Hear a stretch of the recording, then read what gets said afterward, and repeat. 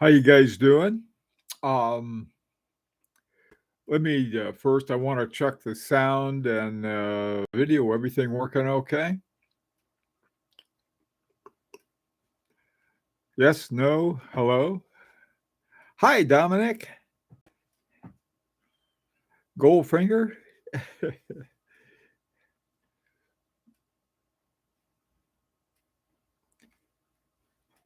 Brian Abdul. The Mask. Hey, Philip. Working good. Great. Hi, Truman. Hi, Yoko. Sound is okay. All right. Oh boy. Um, let's see how everything else is here. Yeah. Okie doke. Hi, Bematic. Okay, today, what I that'd be fun to talk about. Hi, Thomas. Uh, Hi, Graham. How's everybody doing today? Um, a couple. I think it was it. What's today? I think it was last week. Um, Last Monday, I did a little video on Louis Vuitton tambour, and this was the new one that they came out with. And I simply assume because Louis Vuitton owns a movement making arm called La Fabrique du Temps. And so I just assumed these are the guys who are making the um, making the movement. Okay. I mean, if you got your own movement company, that would make sense. Uh, hey, films. The sun is shining on this very well. Boy, I'll tell you, we got it's overcast. We're supposed to have rain all day, Dominic. I'm glad that the good thing about it, I can open my curtain and not go blind. Hi, Rancher. Anyway, so the question is, well, why did they do that? I mean, why would a company like Louis Vuitton, and they coming out with a really expensive watch? I mean, I think they wanted 18,500 for it, and what's going on? Um, Hi, owns. Oh, okay, own sec. Gotcha. Um, so there's this company called Le Cercle des Horloges, which means the circle of watchmakers. And they're in this town called Les Generés, which is part of Neuchâtel. It's not too far, not too far from what's that called? Oh, Les Champs du Temps, Les Fonts des Fonts. Anyway, one of those things. Hi, Hans. How you doing? William, good to see you. So anyway, so the question is, what's going on? Why would they do that? And it turned out that not only, I mean, I can understand it if there was, they were making a bespoke movement for their new watch, but it turns out that the movement they use is called the CH200 CHSA, which is one from Les Cercle des Horloges. And it's also used by Speak Marin. So the question is why?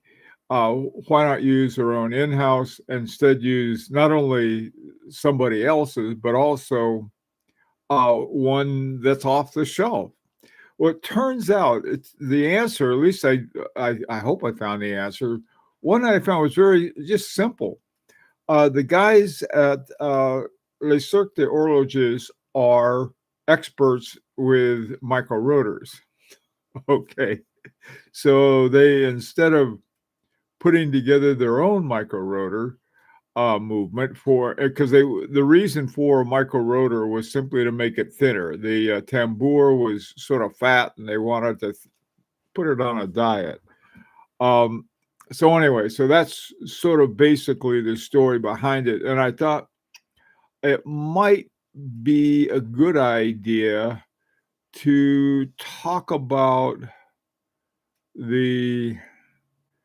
why would, under what circumstances do companies do that?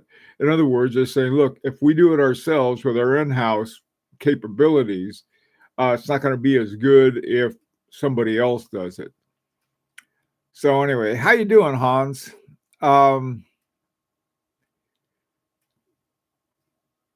Rancher, it used to be that companies knew their weaknesses as well as their strength and hired outsiders to soothe the rough spots. Yeah, I tell you, Clyde, I think they still do. They just don't. They have to make up this story because I think a lot of people who buy watches are fairly, that includes us, are more clueless than we realize about what's going on. But in looking at this, now, one of the reasons I say this is that the whole concept of high horology, when it was first developed, one of the things that they put in was that it was very important to have in-house movement. Now, this made a lot of sense to me in this respect, is that it shows that, here you have a lot of commitment by a watch company. On the other hand, though, I've come to learn there are watchmaking companies that are very, very good and would be very difficult to find, to create one on your own. And second of all, in the long run, it's cheaper. I mean, everything you have to get for a certain kind of movement can really get up there.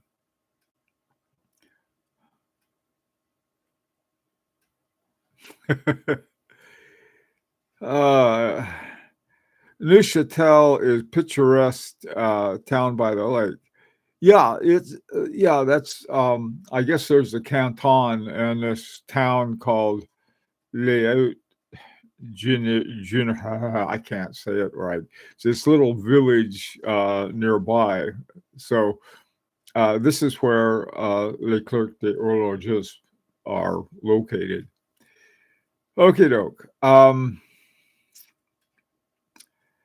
About a lot of people seem to be having issues with Yerma's new in-house Micro Rotor movement.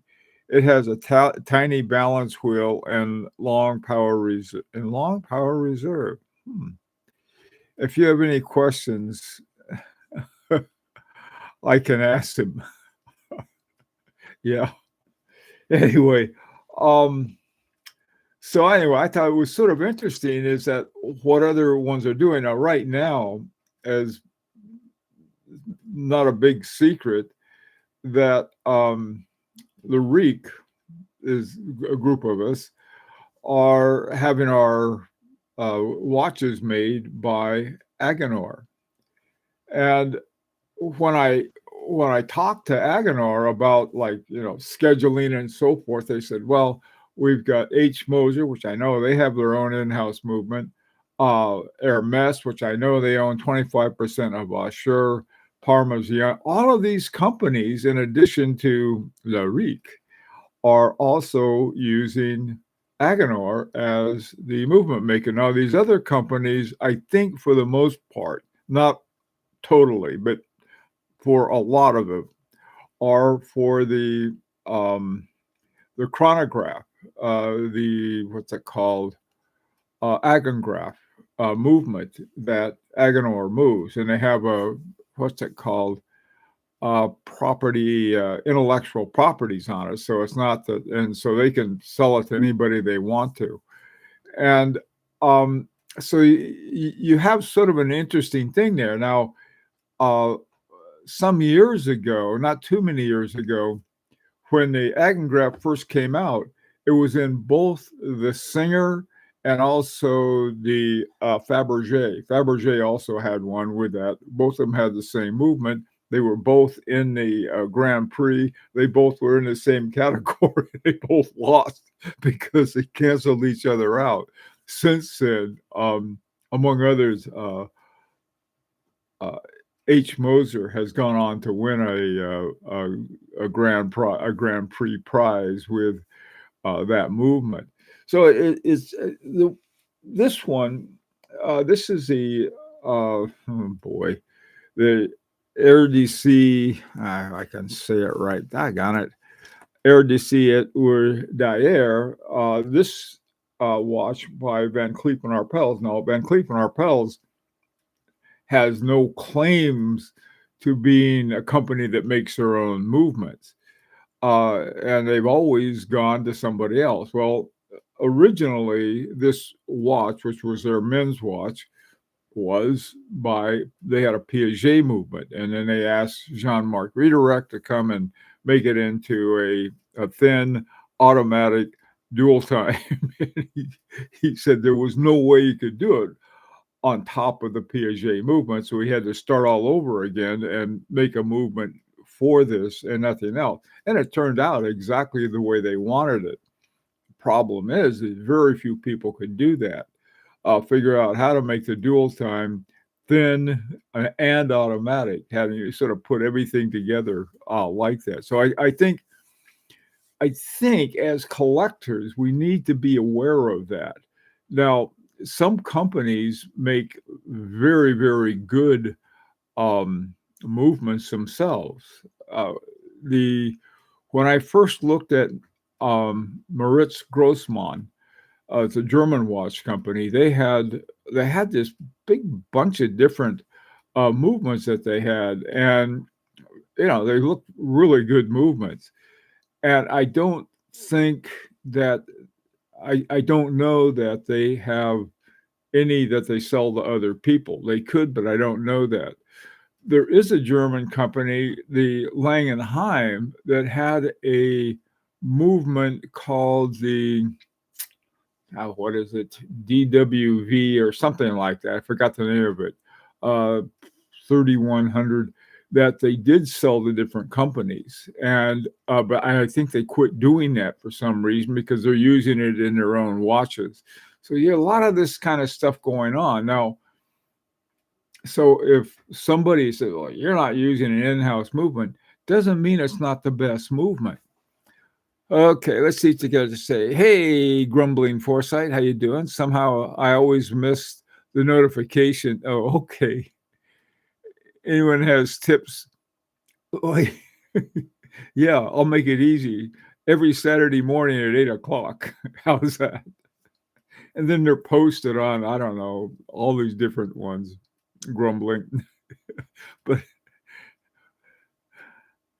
not to mention quicker, it's miraculous that we got Etude one together and working as quickly as we did. The tiny hiccups that occurred were really nothing. That is so true, especially now that we're working on. I think our second one has a case of the hiccups, but I think what's coming out of it is going to be really something. I'm looking forward to it. I'm looking forward to our third one too. For an automatic, a peripheral rotor solves most problems. I think, Dominic, yeah, that's most problems. I think the big thing that the micro rotor does that makes it thinner. With a peripheral rotor, you have to have enough room for the rotor, even though it's sort of out of sight and it's, like you say, along the periphery. But you're right. Oh, Rancher, behave yourself on that. You know that. There's going to be the next trolls get a hold of that kind of nonsense. And go slap yourself twice and come on back. Hey.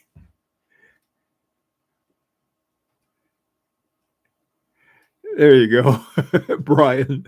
And in case I forget, Brian will remind me. Hey, HRM, what's up? Some brands also position the automatic winding rotor between the dial and the movement. Okay. Hey, bud. Good morning. How are things in Atlanta? I don't know. We have a storm on the way. It's called a bomb cyclone. I think it hit Atlanta before. So we're gonna have, I guess today it's gonna be 50 something degrees in January in New England. This is, it's just crazy. And then we're gonna go into the deep freeze next week. Oh, geez, nothing but fun.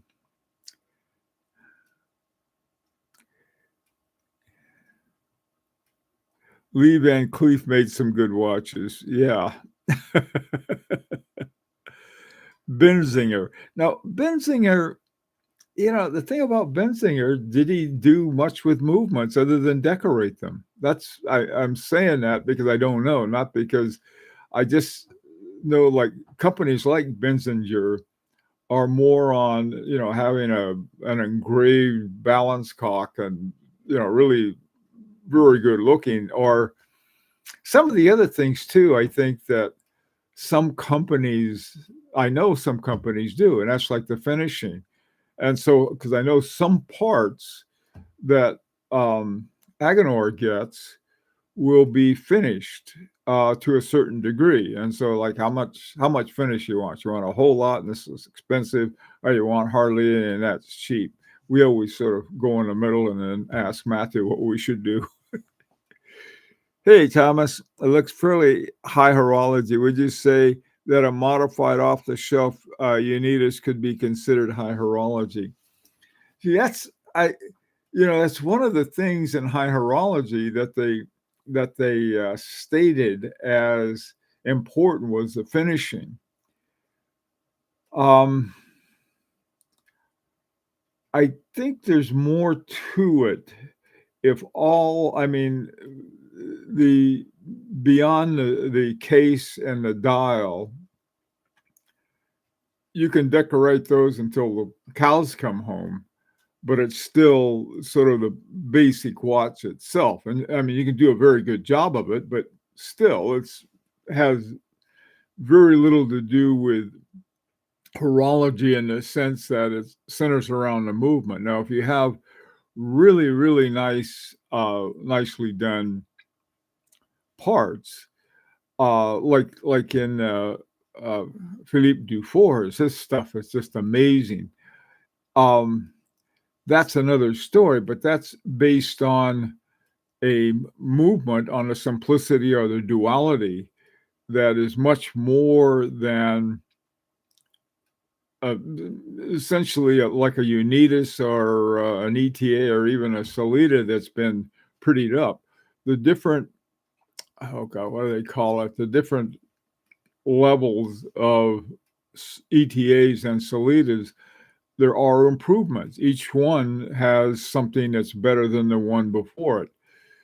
I think more important than the finishing is the number of the number of positions that is tested. If something has 5 or 6 tested the 5 or 6 positions, that means that they really adjusted it very finely. And if you look at the grades that ETA has, for example, what you'll find is that as you go up each grade, they add another they add another angle that they're testing it at. So I don't know. I just decorated in and of itself is nice, and nice finishing is, so it looks nice. So it doesn't look like a Panerai 318 or something.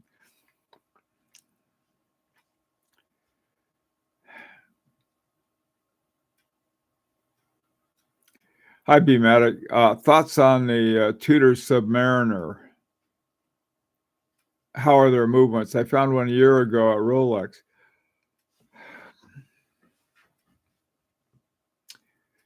Um, you know, I know a little more about Tudor because I learned more about Kinesi. Um, I don't know about their Submariner though. I always associate the Submariner with one of the most popular Rolex models. And as a mass-produced movement, Rolex has very high standards and does a good job and does an excellent job, as a matter of fact. There's, but I think there's a difference between certain elements, for example, of your hand englaze versus a machine that's been programmed. Pretty soon, I don't think you can be able to tell the difference. I think especially with the nanotechnology that they have running some of these machines, in fact, it may even be superior in some ways. I think the biggest problem they have with both artificial intelligence and nanotechnology for today is that there are no subtle human differences.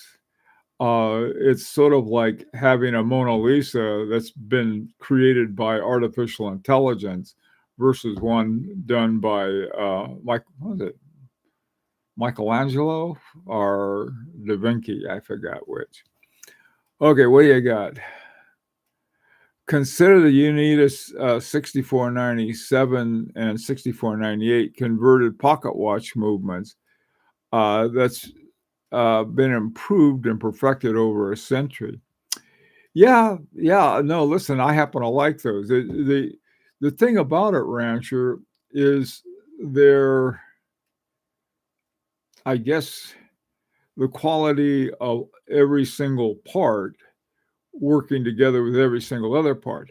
I've got a Chinese copy of a 6498 that I've been trying to put together in a watch, and every time I put it together, I find something, I have to take it apart and put it back together again. That movement is incredibly good. And it's not even a Unitas, it's a clone of the 6498. So yeah, and it just keeps great time. And what am I supposed to say? It's like I could bring it up to COSC. It's got this great big arm for doing regulation on. I don't know. Thomas Ireland's John McGonagall also highly modifies Valju 88 movements, stripping them down and making parts uh, for Oleon watches, then builds a module for the calendar portion. Yeah, that's this is one of the things I think that we really have to think about at some point, is that what do you have in a mechanical watch? You've got your power source, which is your barrel with a mainspring in it. Then you have your wheel train of, I don't know, three or four main wheels in the wheel train. And then you have your escapement wheel. And then you have your hammer. And then you have your, not hammer, but fork, your pallet fork, and then your hairspring. I mean, this is all mechanical watches or some version of that. Now, one of the perfections, if you want to call it that, is the silicon hairspring, because it solved all kinds of problems. I think the biggest problem it solved for the watch companies was the cost, because you didn't have to screw around with a basically a thin piece of wire wound around. They come out in sheets, and you can type in the frequency and everything else you want, I guess, with the thing, and then the size you want and so forth. And those pop out silicon little things and put those things in. Now, to me, it's sort of getting away from a certain kinds of watch. I mean, if you want silicon, get a quartz. They're better in every way. But this is sort of where this is. To me, the interesting thing is, how do you take what is basically archaic technology and improve it without using modern materials? Now, I know that the computer I mean, everybody uses computers and designs and certain other kinds of things, CNC and all kinds of whiz bang machines to put it together. But what they're putting together is still the archaic materials. I don't know. It's a tough one, you know.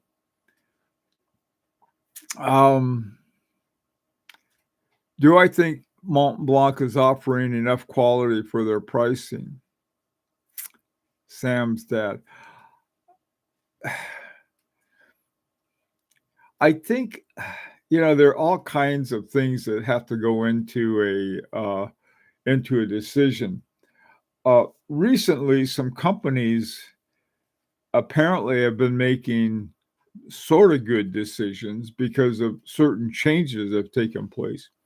When I talked to Kathleen Hutter, CEO of MeritGrman, I was surprised to find how many of her models had sold out. They always seem to be like, oh, there's always, they have these really high prices and so forth, but they're sold out of most models. Some they're not.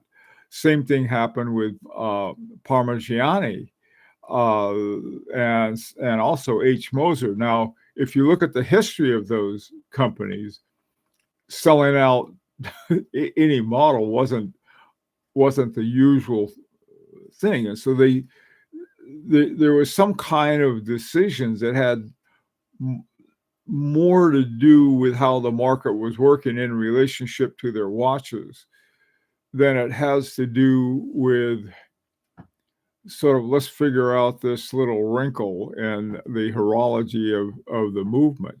Apparently, they got people. The one thing about an in-house movement, I think, is that they got people who worry about that all the time. So I don't know. Maybe I'm wrong. It's sort of the nerds versus the designers, I think. The designers want something that looks good. The nerds want something that works well within certain parameters. I don't know, man. I tell you, I think running a real watch company would be extremely difficult. Okay, B-Matic, the Tudor Sub 76100s from the 80s, so I am not sure how they were back then. They could have updated them and fixed them up. Hi, Lee. A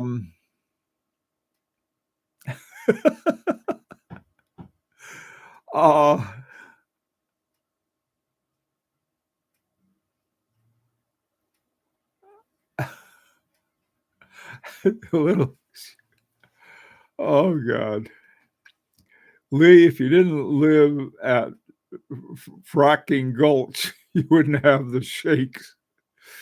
Okie doke. I'll tell you another company I think that's doing some interesting things is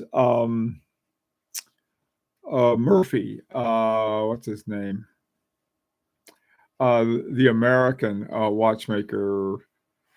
Got a Roland Murphy. RGM, I think is the name of the watch company. The RGM, they're using some old Hamilton movements. I don't know whether they're, plucking them out of old watches, or they're simply getting old designs and redoing it again. That's, those are some interesting things. Okay.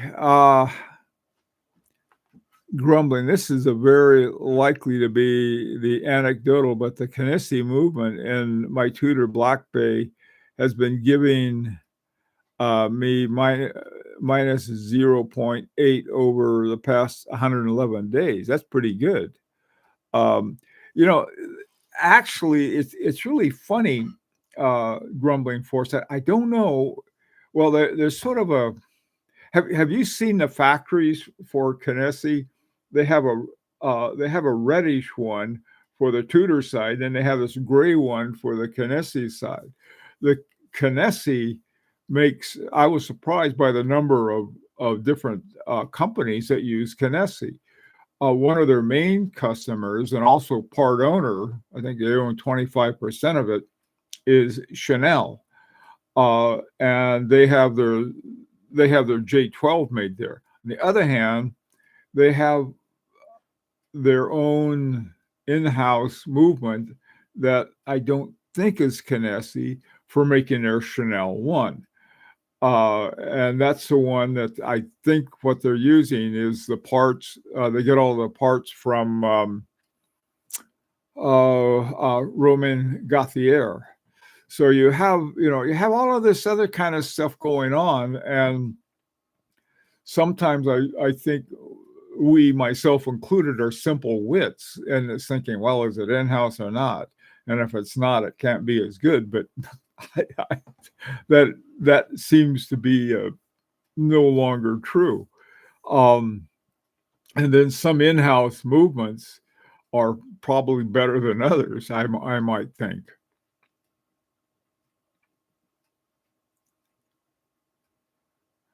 Okay, Philip, maybe the future in movements is looking for the imperfection of a human touch from independent movement makers. That could be, Philip. I don't know. I think, if you look at Girard-Perregaux or Roger Smith, they make so few of them and they're so expensive. Girard-Perregaux, I think they're all over 200,000 now. Daniel Roth, before he was sort of brought back into Louis Vuitton via who are they?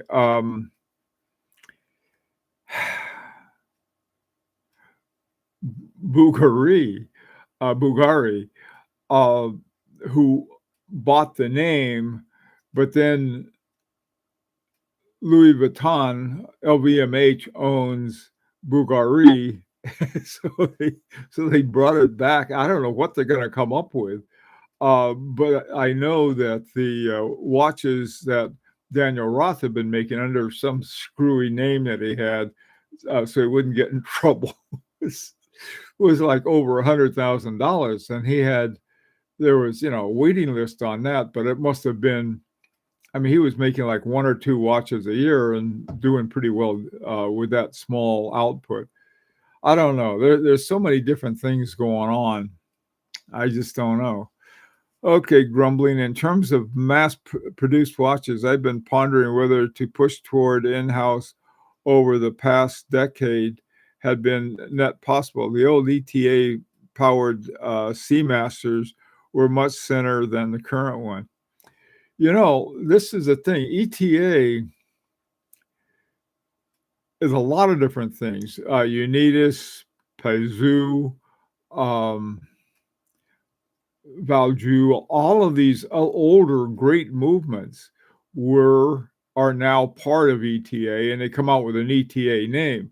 What was a Peugeot 7001 is now the ETA 7001. And so this goes back to what sort of thinking about it is that you have this very simple set of parts in a wristwatch, and that's the barrel, the wheel train, the escapement, the pallet fork, the balance wheel, and the balance spring, and that's it. That goes through, and there's how are they going to make that better or more interesting. The one main complication, if you want to call it that, would be the rotor. That's one, and maybe date is another one. A few things like that, but that's pretty much what we're dealing with, and where you have certain kinds of refinements to each one of those parts. That I think is where you end up with something interesting to collectors. Okay, I'll take a couple more, then I gotta go. Hi, Stan, how you doing? How do you feel about Narquain that uses Kinesi movement? Yeah, that's one of the ones, Kinesi movements. Yeah, those are,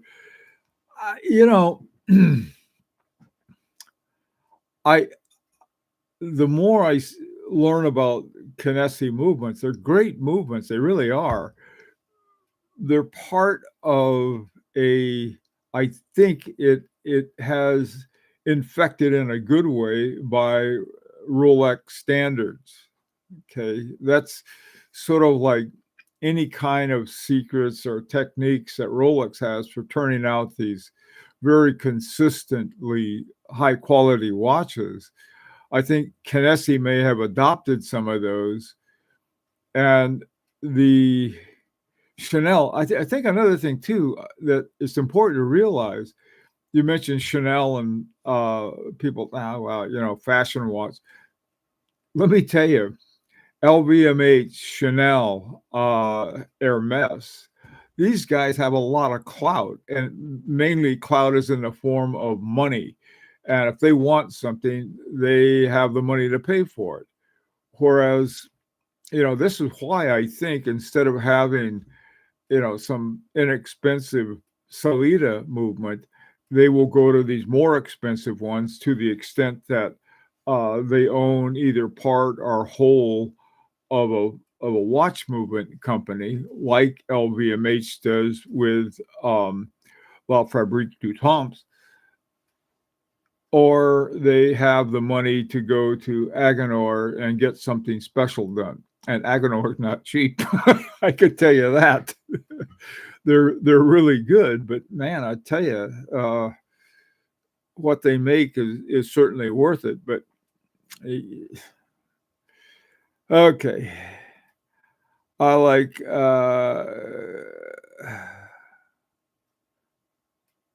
you like Clicky Nagawa. I don't know. I know there's some Japanese watchmakers that are fantastic. I know that, but I don't know all of them. The one I know is the guy who makes the Tsunami. What's his name?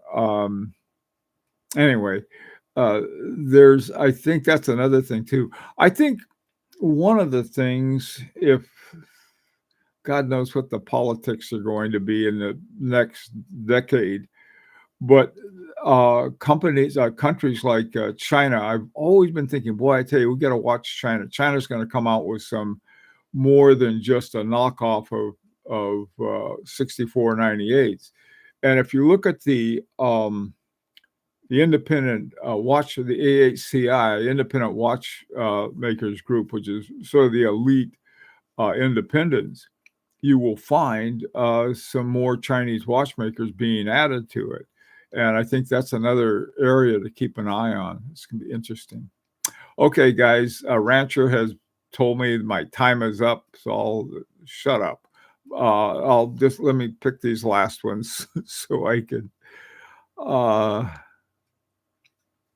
I know. I didn't get a hall pass. No, I got started just a little late, so I'm feeling guilty.